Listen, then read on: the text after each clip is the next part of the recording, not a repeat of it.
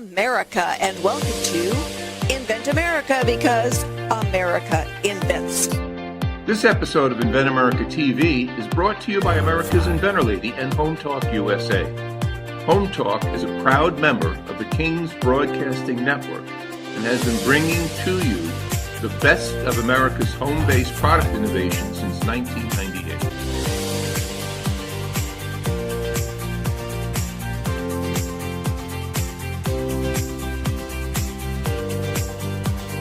This segment of Invent America TV is brought to you by the law offices of R.P. Baraska. RPB law offices have been bringing corporate-level legal expertise to the independent inventor community for more than 20 years. For all your inventing legal needs, trust rpblawoffices.com. Welcome, everyone. This is the Invent America show on the Invent America Radio Network. This is the Cajun Contractor, Michael King, co-host with the Invent Lady herself, here on the King's Broadcasting Network and all across this great country of ours. Rita, I know last week you were in the Maui state, Hawaii. And I was, yes. You just got out of the Tennessee mountains big time because of the snow. And I understand you came back to the snow, yes. To the snow, huh?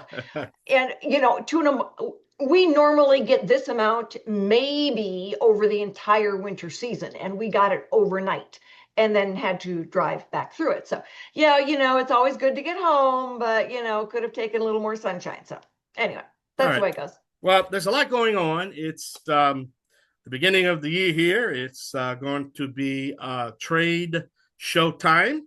We're going to be on that mighty bird, traveling all across the country, taking our show on the road. You're going to be at ASD Market Week. I'm going to be at the International Builders Show. We're going to be just all over the country, from east to west, from Orlando to Las Vegas. So a lot going on. But I want to talk about ASD Market Week. That is a very important part about what you do. Companies, the companies you represent, the future companies you might represent, and also that you're right in the middle of the thick of things. So let's talk about ASD Market Week, a little bit about the plans that you have, in where you at in the stage, and what can we do here on the Invent America show to really, so tell us what's going on. The ASD Market Week is the one that we found that is the greatest representation of consumer products. The cool thing for us is that we are the only innovation area there. So, Stephanie, our VP of Buyer Relations, always says, hey, everybody knows what's old. They want to see what's new. The buyers want to see what's new. Stores want access to new products. They want to answer to their consumers' needs. And if the consumer already bought one, they want to see what's new. And ASD Market Week, across the board for any industry, auto industry, tools, baby products, kitchen gadgets, anything, they represent the most. There are 3 floors at the Las Vegas Convention Center. It's huge. But the other cool thing is that it is open to the consumer. So people who are out there can come in and, buy things. That's one of the other things, is that they encourage sales. Sell, sell, sell. And there's a lot of those professional trade shows that don't want you selling. They don't want transactions on the floor. Yeah. And, this is one of the big ones. So, big advantages to being part of ASD Market Week rather than some of those other shows that we used to go to. And, they want us there. They treat us well. They put us in the front. So, if you're out there and you've got a product, by all means, let me know, because we can still add you to the list and get you out there.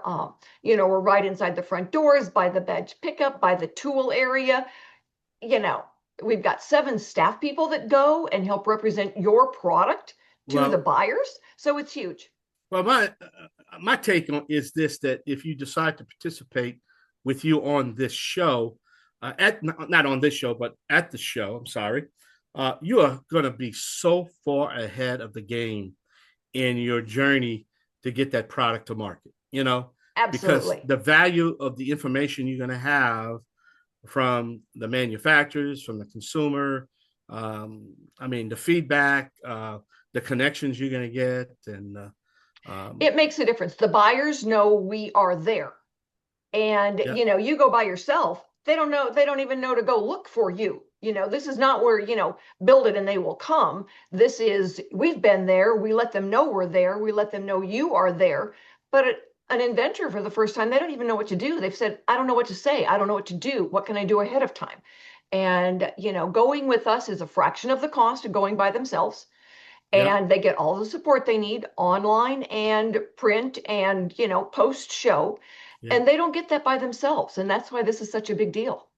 Yeah, it is, and I'm excited once a year, and that you promote the ASD and have a place to exhibit your the companies that you're proud of, that you screen big time, and realistic have been through the total process to get that product to market. Which Yeah. is And for a lot of inventors, if they're going and they've got inventory, the ones who went last year sold all of their inventory, everything that they yeah, had.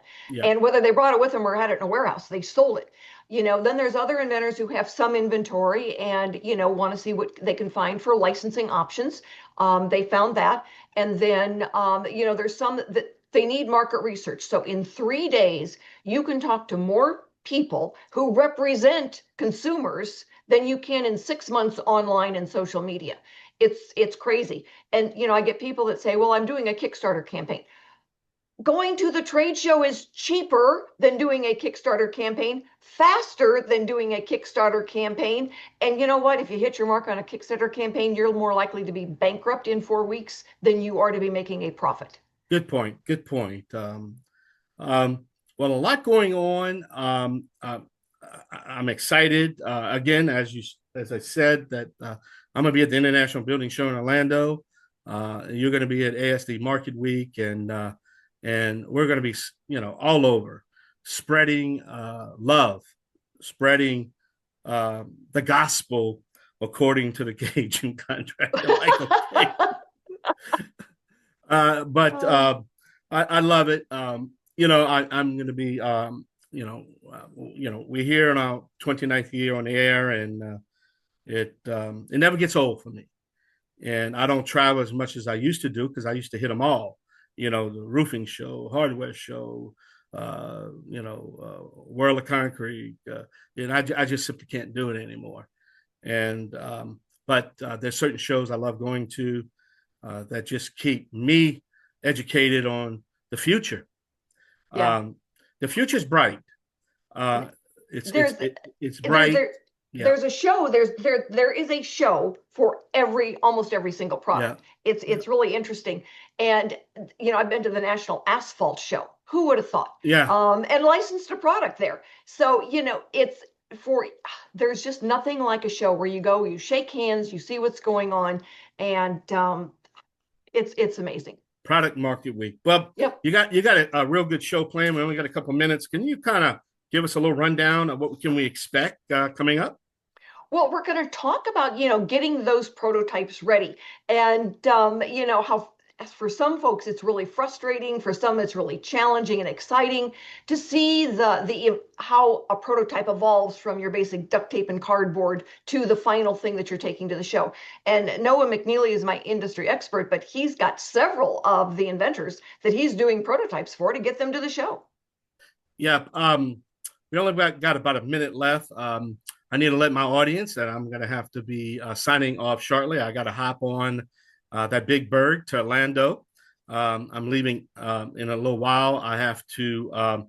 I sit on a couple committees, and I'm going to be a guest speaker at one of the early talks over there, and I have a lot I have to do.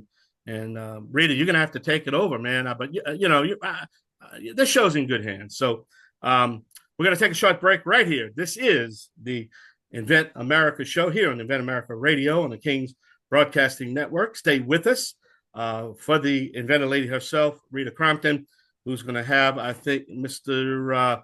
Bob Mussey will be her guest, and I'll see y'all next week, and I'll let all of y'all know how the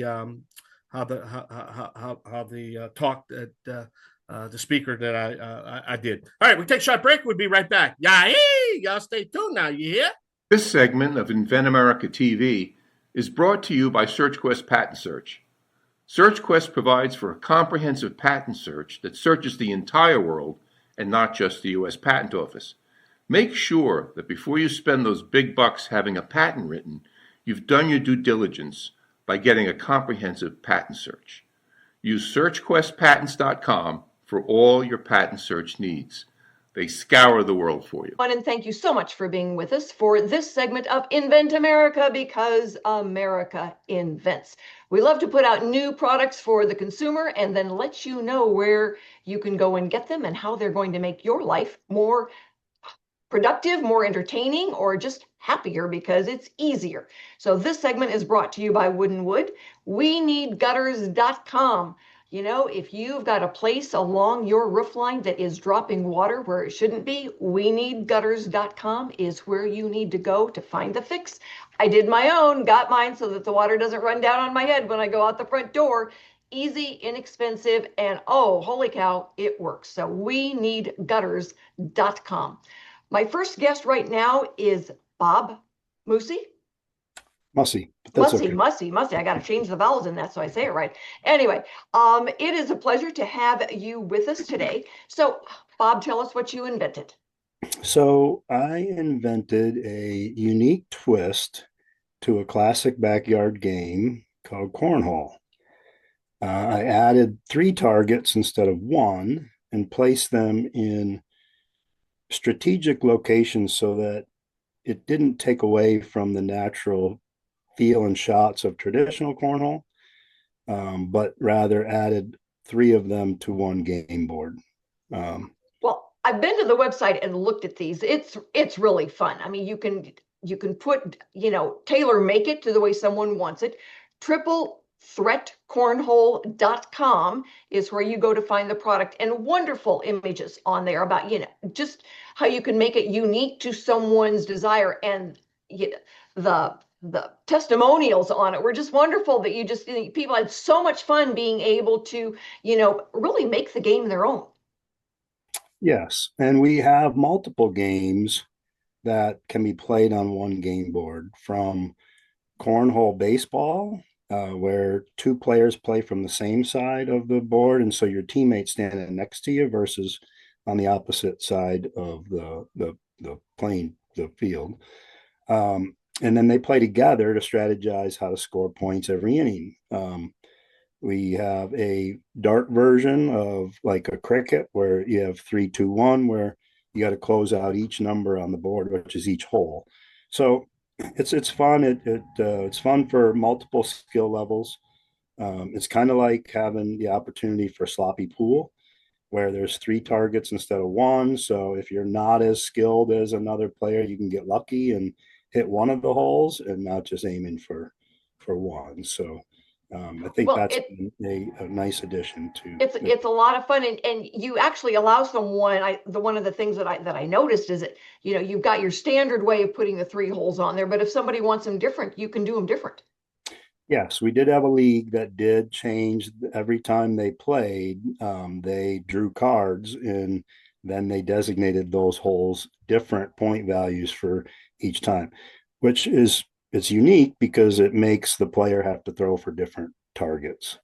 And, all right. And that's a good addition to adding to your skill level. I've got a very specific question because of our topic today. How did your prototype evolve? How did you go through that process early on when you're thinking, oh, we've got an idea how to do this thing, but how did you adjust it as you went through the steps? So the nice thing about this is it's made with wood. So I didn't have to come up with any extravagant prototype. I could build it in my garage. So I built a set, and we actually live in a marina. So I brought it to the marina and we played. And through playing with some friends that had played regular cornhole is when it really we discovered various ways to play, new rules that needed to be added, and it kind of evolved from there.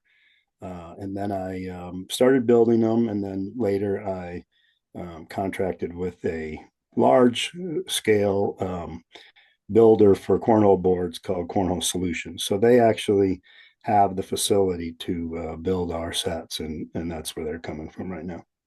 Well, I think this would be really popular at some of the retirement communities, where they're not going to go jogging, all right, but they can get out and socialize and play a game and have a really good time.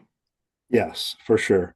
And cornhole is used a lot within the senior community for sure, because the bags are lighter than like a horseshoes type game, and so it's conducive for many different players. Well, I think it would be just a ton of fun to have you at ASD Market Week with us, where we can put you on a corner and then get people to play, and get out there and have just a really good time with it. I agree with you, and we are seriously considering that. We're looking forward to that opportunity. So what's next? What's your ultimate goal?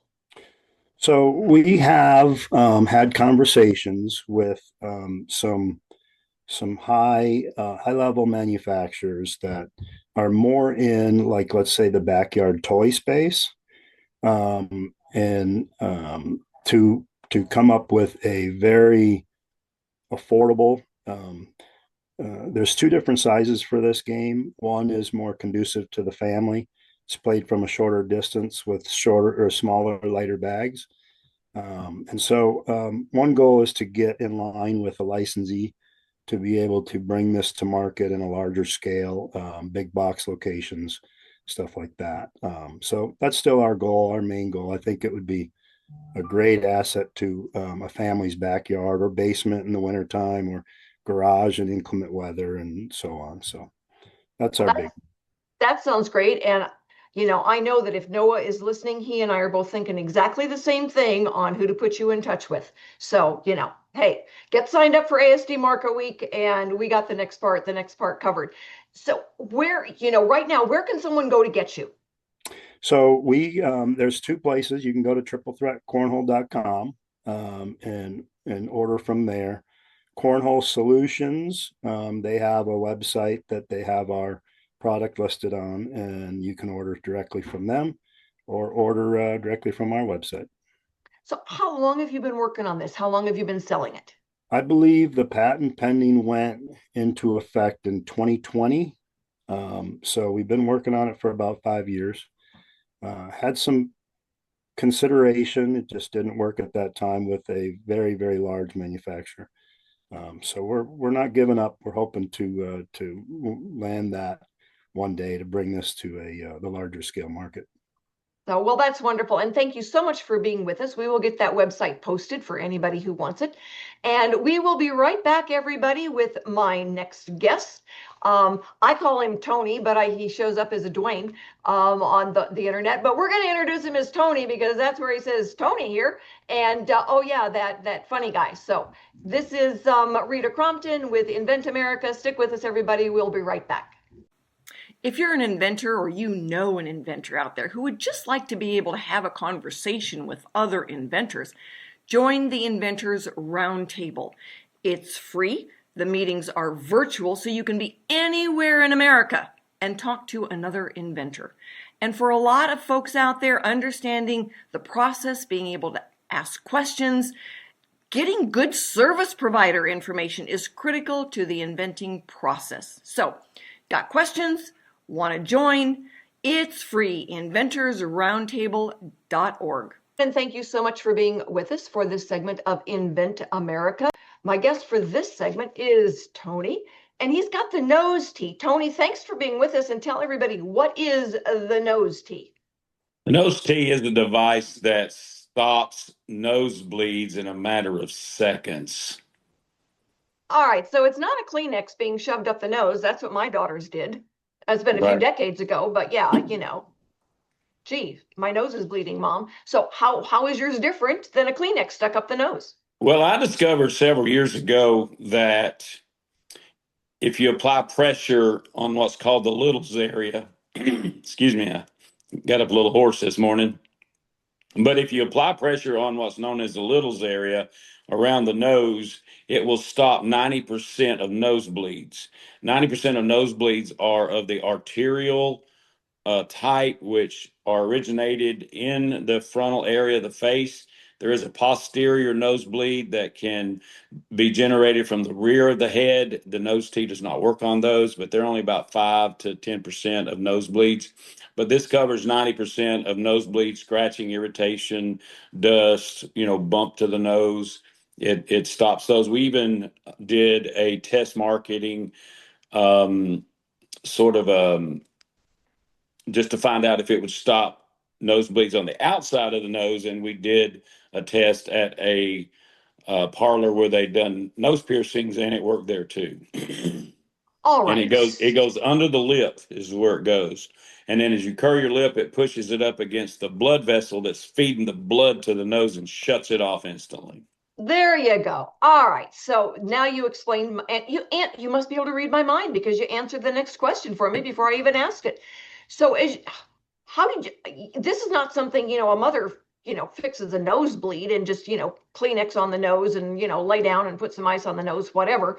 And from what I'm hearing is that that's not maybe going to work. But how did you come up with this? This is not something that everybody knows.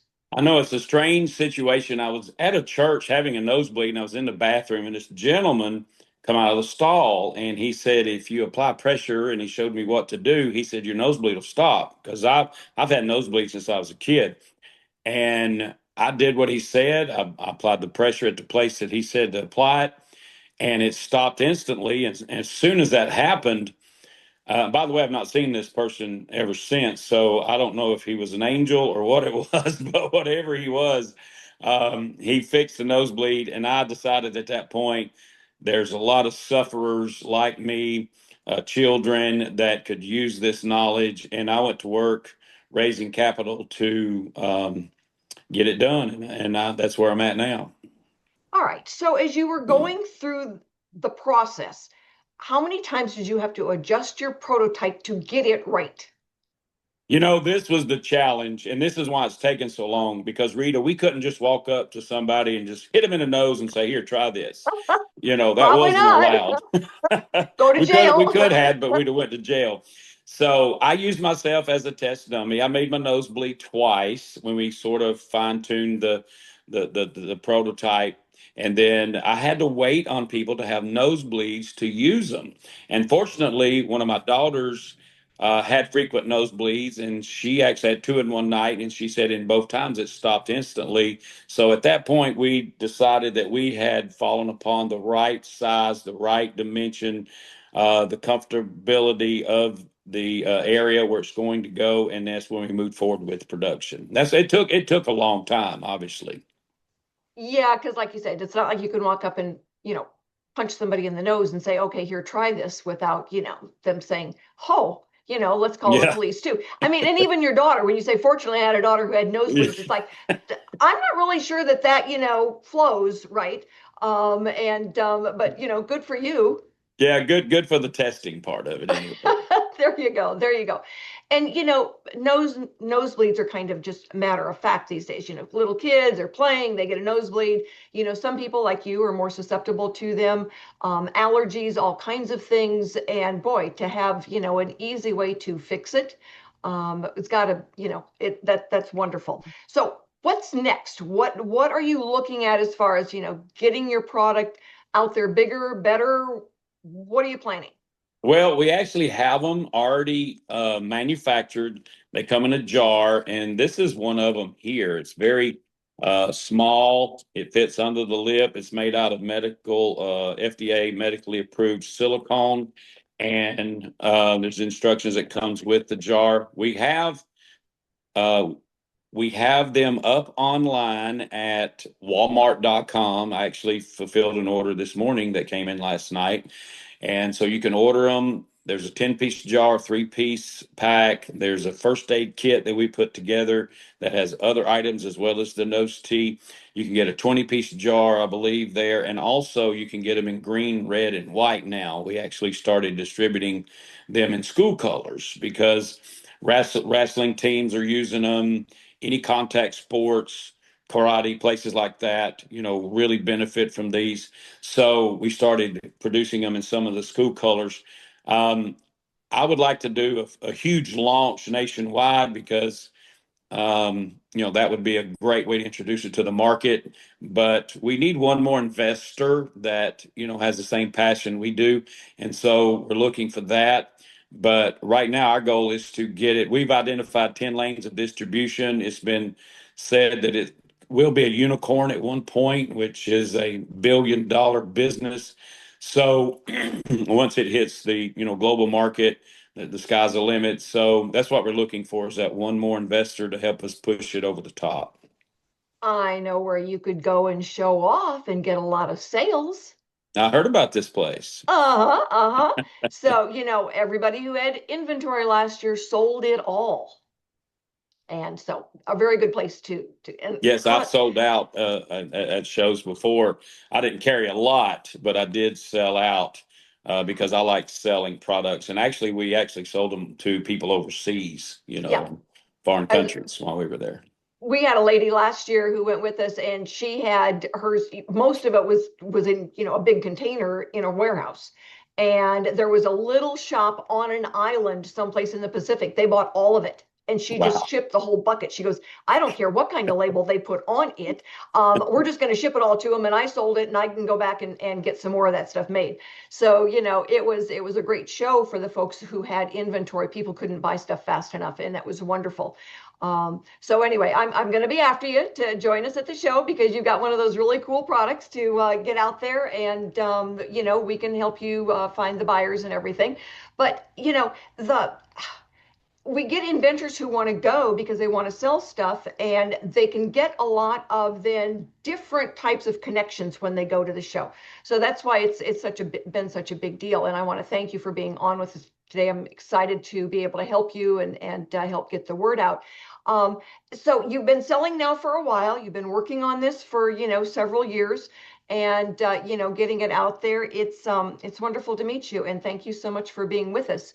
If you are an inventor out there and you've got a product, join us on the radio. It doesn't cost anything to be on the radio and brag, because you know what? I've got to have guests every single Monday. And we always are looking for that new inventor that's got a product to share, and we can help get it out there to the masses. And if you've got just starting on an invention or something, call me, because you know what? We've got a lot of resources out there, and a place you can go called the Inventors Roundtable. So, Tony, you've got, you want to be able to share with people who can ask you questions. Join us at the Inventors Roundtable meeting. We meet twice a month. The meetings don't cost anything, and sometimes the best information you get as a starting inventor is from someone who's experienced, like a Tony, and can say, okay, this is what I did. This is how I'm doing it. This is how I'm getting out there. And, that way, then you don't have to take the bumps and bruises that he did, because he's willing to share with you. We are going to be right back with Noah McNeely, our industry expert. He's going to talk about that evolution of the prototype and some of the different products he's getting ready for ASD Market Week. So stick with us, everybody. We will be right back.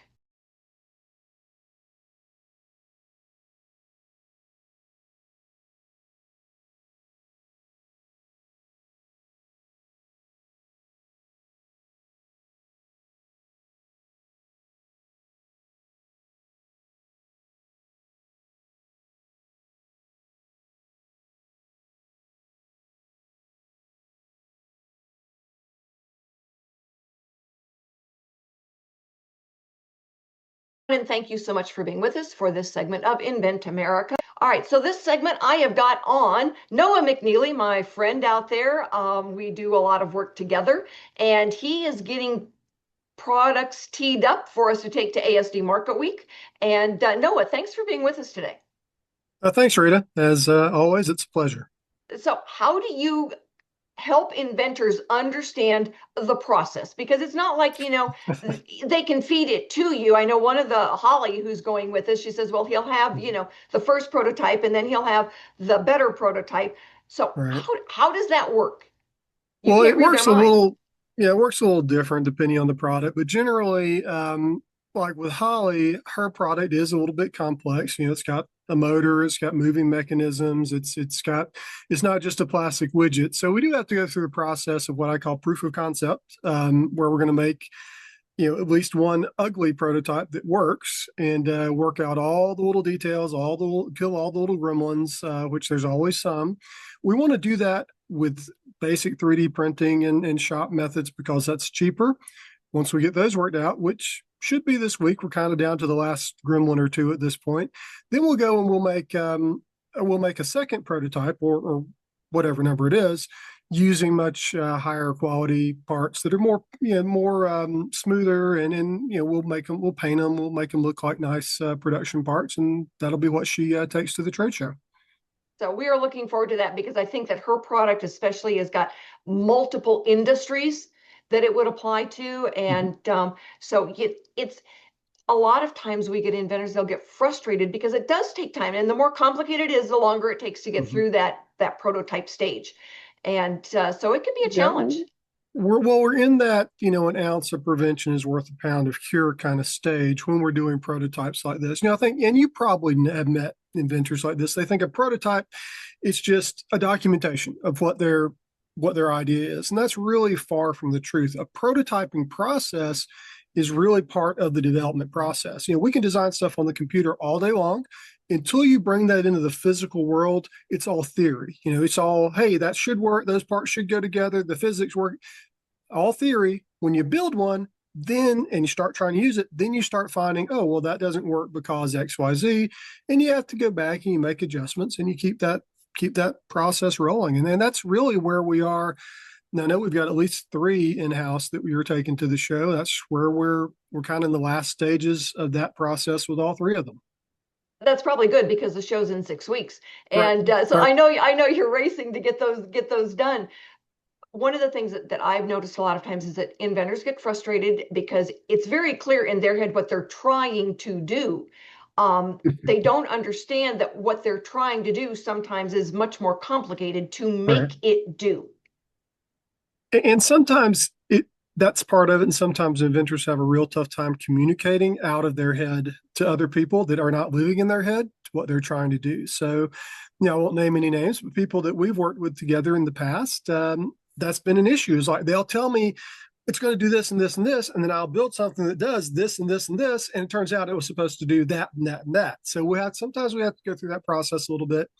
And I'm used to it. I've been doing this for 25 years. So, at this point, I kind of expect that half the time, but it's part of the, it's all part of the fun. It's a labor of love working with inventors, as you know, and it's an evolution. Comes with the territory. Yeah, a product is an evolution from, and I'll get people to say, well, I've got renderings. And I said, well, you can do renderings of life on Mars. It doesn't mean that there really is life on Mars. So renderings don't do it. With AI, you can do a rendering in about a minute of all sorts of pretty things that can't exist. And I know. I have clients that come in with stuff like that, which is fine. That's great for them to communicate their ideas. I want something that looks kind of like this. And it's obviously the physics don't work in what I'm looking at there, but at least it's a starting point. It helps them communicate, the idea of the emotion they're trying to capture or whatever it is. So, it's a useful tool, but it's not a prototype. Right. And the other thing is, a lot of times we'll get the prototype to the show, and then when they start getting the feedback, that market research from the show is critical, because the buyers there are representing thousands of consumers. So they've got a pretty good idea of what something should cost, of what something, how it should work. And so a lot of times inventors don't realize that the prototype they're showing, now you've got to have a manufacturer's prototype for the manufacturing part of it, but it's got to hit a price point that buyers are willing to push. Right. Yeah, and that's really the key. And, I think, as some people go to the show, they think they're going to be selling this product to one market, and they realize, oh, it's really popular in this other market. Now we got to go back and change things. Now, what we do prototype-wise, we try to make it as close as possible to a manufacturing direction, but there are things we can do in a manufacturing setting that we can't do in prototype. So we have to oftentimes go back and make those, those adjustments as we get ready to ramp up with the factory. And the factory has, factories have tools and equipment that we're not going to have, that they can help with that process, but we guide them through that. And, but yeah, that's, getting to the first trade show prototype, that you're still not there. You're still not at a manufactured product yet. That's the next step. Right. I know we had a gentleman last year that had beautiful, product, but nobody was willing to pay the price. And he was making, that wasn't even, somebody else making them. He was making them in his garage, one set at a time. And so what he realized was that he had to go into the manufacturing. He had to make them out of a more consumer favorable material so that people would pay for them. When he dropped his price to what everybody said, he sold everything he had, but he wasn't going to sell them at that artist level. He was going to be able to sell them at a consumer level. So anyway, Noah, thanks so much for being with us. You've always got great insight. I look forward to having you on again. And Noah McNeely with Product Quick Start. If you're out there working on a prototype, he's the man. I've heard that he can walk on water too sometimes, so you never know. All right. Not well, but thank you. Thanks everyone for joining us today. We will be back next week with more stories on getting products from mind to market. We will have new inventors and industry experts. So join us and have a wonderful week.